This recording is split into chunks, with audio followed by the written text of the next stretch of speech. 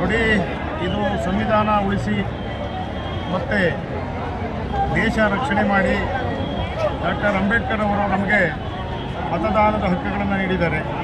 ಹಾಗೆ ಅನೇಕ ಸಂವಿಧಾನದಲ್ಲಿ ಅನೇಕ ರೀತಿ ನೀತಿಗಳನ್ನು ಅಳವಡಿಸಿದ್ದಾರೆ. ಆ ನಿಟ್ಟಿನಲ್ಲಿ ನಾವು ಇವತ್ತು ಈ ದೇಶದ ಎಲ್ಲ ಪ್ರಜೆಗಳು ಕೂಡ ಸಂವಿಧಾನಬದ್ಧವಾಗಿ ಬಾಳನ್ನು ಮಾಡ್ತಾ ಇದ್ದೇವೆ. ಸಂವಿಧಾನಬದ್ಧವಾಗಿ ಮತವನ್ನು ಚಲಾಯಿಸಬೇಕು. ಪ್ರತಿಯೊಬ್ಬರಿಗೂ ಕೂಡ ಈ ದೇಶದ ರಾಷ್ಟ್ರಪತಿಯವರು ಕೂಡ ಒಂದೇ ಓಟು, ಒಬ್ಬ ಸಾಮಾನ್ಯ ಕೂಲಿ ಕಾರ್ಮಿಕನಿಗೂ ಒಂದೇ ಓಟು, ಪ್ರಧಾನಮಂತ್ರಿಗೂ ಒಂದೇ ಓಟು. ಈ ನಿಟ್ಟಿನಲ್ಲಿ ಅವಕಾಶವನ್ನು ಮಾಡಿಕೊಟ್ಟಿದ್ದಾರೆ. ಹಿಂದೆ ಮತದಾನದ ಅವಕಾಶ ಇರಲಿಲ್ಲ. ಯಾರು ಶ್ರೀಮಂತರಿದ್ದರು, ಯಾರು ತೆರಿಗೆ ಕಟ್ತಾ ಇದ್ರು ಅವರಿಗೆ ಮತದಾನದ ಹಕ್ಕಿತ್ತು. ಆದರೆ ಏನು 1950 ಜನವರಿ 26 ನಂತರ ನಾವು ಅಂಬೇಡ್ಕರ್ ಅವರ ಸಂವಿಧಾನವನ್ನು ಒಪ್ಕೊಂಡ್ವು. ಅದಾದ ನಂತರ ಪ್ರತಿಯೊಬ್ಬರಿಗೂ ಕೂಡ ಮತದಾನ ಹಕ್ಕಿದೆ. ಆ ಹಕ್ಕನ್ನು ಅವರೇ ಚಲಾಯಿಸಬೇಕು.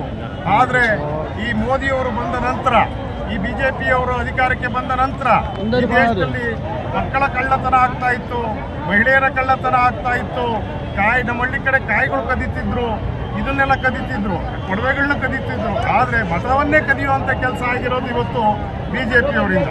ಚುನಾವಣಾ ಆಯೋಗ ಏನು ಮಾಡ್ತಾ ಇದೆ ಅನ್ನೋದು ನಮಗೆ ಇವತ್ತು ಬೇಕಾಗಿದೆ.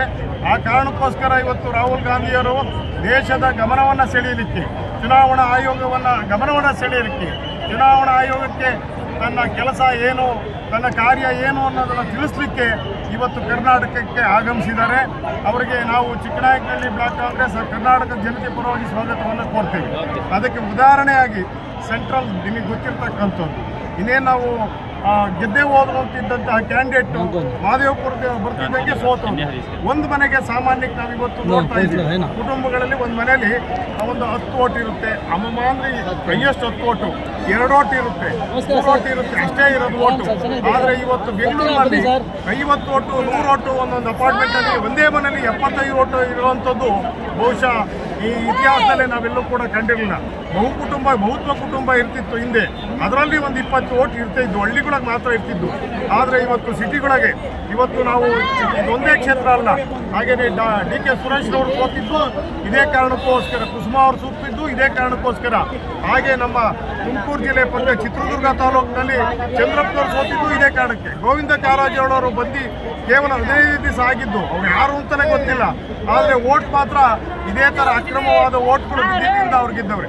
ಇಡೀ ದೇಶದಲ್ಲಿ ಇವತ್ತು ಏನು ಈ ಚುನಾವಣೆಯಲ್ಲಿ 2024 ಚುನಾವಣೆಯಲ್ಲಿ ಇವ್ರಿಗೆ ಯಾವುದೇ ರೀತಿಯ ಮ್ಯಾಂಡೇಟನ್ನು ಕೊಟ್ಟಿರಲಿಲ್ಲ ಯಾವುದು ಜನಗಳು. ಆದರೆ ಕಳ್ಳ ಮತದಿಂದ ಇವತ್ತು ಬಿಜೆಪಿಯವರು ರಾಷ್ಟ್ರ ಮಟ್ಟದಲ್ಲಿ ಸರ್ಕಾರವನ್ನು ನಡೆಸ್ತಾರೆ.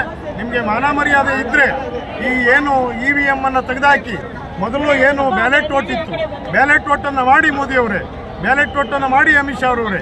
ಅವಾಗ ನಿಮ್ಮ ಯೋಗ್ಯತೆ ಗೊತ್ತಾಗುತ್ತೆ, ಅವಾಗ ನಿಮ್ಮ ನಿಜ ಬಣ್ಣ ಗೊತ್ತಾಗುತ್ತೆ, ಇಡೀ ದೇಶಕ್ಕೆ ಮತ್ತು ಇಡೀ ವಿಶ್ವಕ್ಕೆ ಗೊತ್ತಾಗುತ್ತೆ. ನಿಮ್ಮ ಹೆಸರು sir? CD Chandrashekar, Chikkanayakanahalli block Congress. Thank you sir.